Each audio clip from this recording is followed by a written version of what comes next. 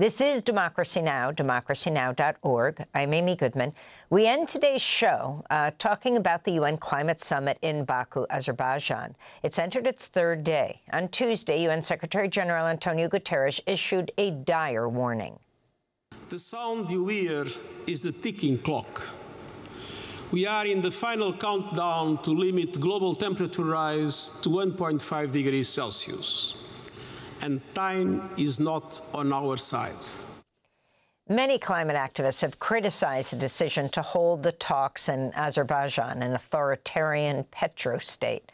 Azerbaijan is also facing accusations it's using the climate talks to make future fossil fuel deals.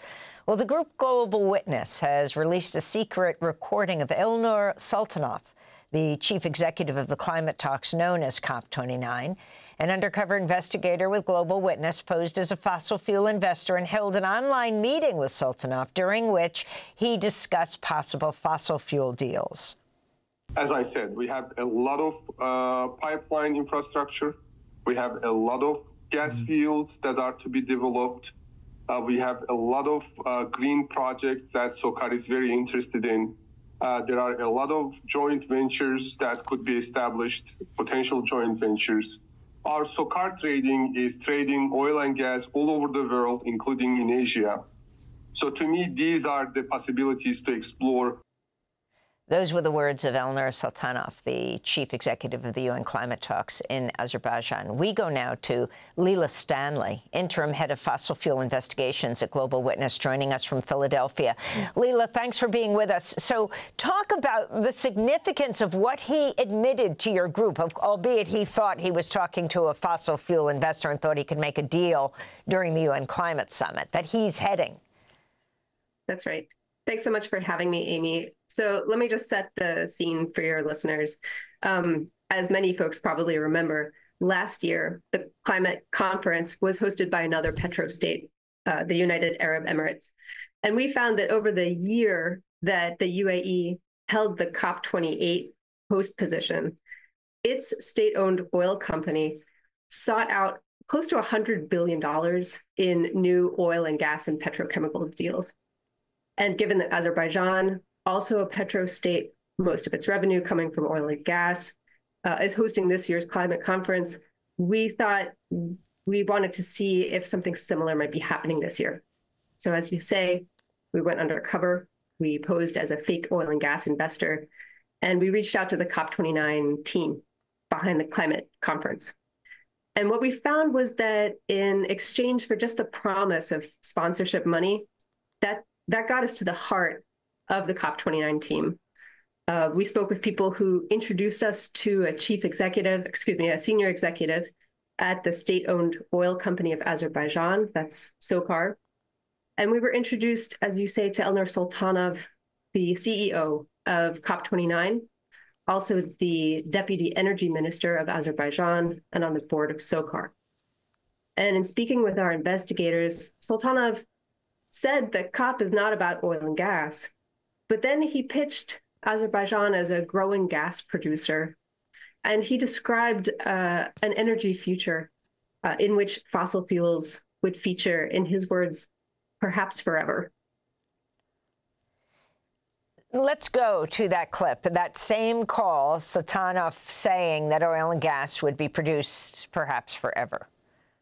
So definitely in a couple of years, I think the production levels will start declining, not now, not next year. And even with net zero, we will have a certain amount of oil and natural gas being produced, perhaps forever.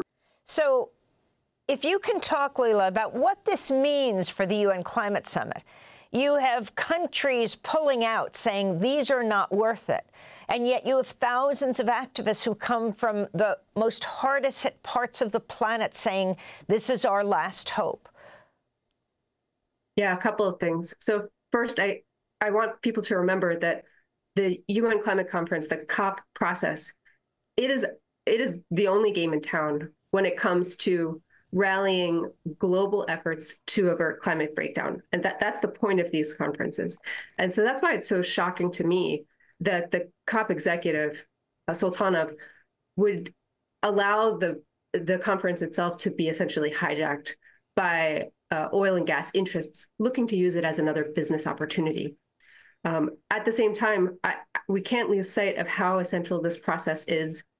I think the recent election results in the US underscore how essential it's going to be more than ever to have a functioning international process to stop climate breakdown. And we can't afford to give up on COP. What we can do is force fossil lobbyists out of COP. We need the UN to ban petro interests from sitting at the table, from influencing the COP. Last year, our analysis showed that there were over 2,400 fossil fuel lobbyists at the climate conference, and that was more than almost any individual country's delegation, save one, I believe. So if you just referenced what's going on in this country, in the United States, talk about Trump once again saying he's going to pull the U.S. out of the Paris Climate Accord and what that means. Yeah. You know, you can't talk about the state of climate now and the state of climate diplomacy now without acknowledging America's role as historically the biggest emitter, as Joe Biden's role in overseeing a huge expansion of crude oil exports, and now Donald Trump's commitment to removing us from the Paris Agreement and from international climate diplomacy. It's a huge blow to the climate movement. It is also one country. And I think that really underscores how essential having this functioning UN climate process is, and how important it is for the host country of COP29, for Azerbaijan, to do its job and ensure that the talks this year are moving us forward toward that goal of averting climate breakdown.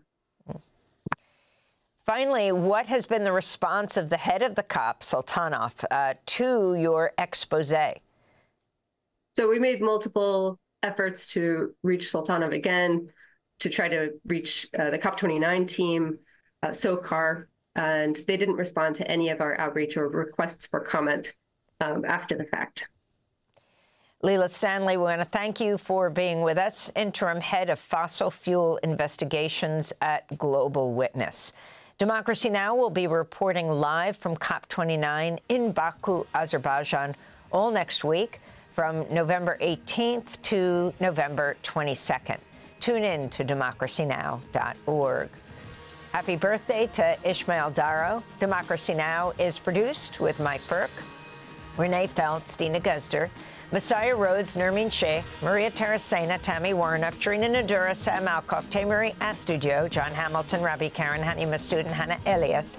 Our executive directors, Julie Crosby. Special thanks to Becca Staley, John Randolph, Paul Powell, Mike DeFilippo, Miguel Noguera, Hugh Grand, Dennis Moynihan, David Prude, Dennis McCormick, Matt Ely, Anna Osbeck, Emily Anderson. I'm Amy Goodman. Thanks so much for joining us.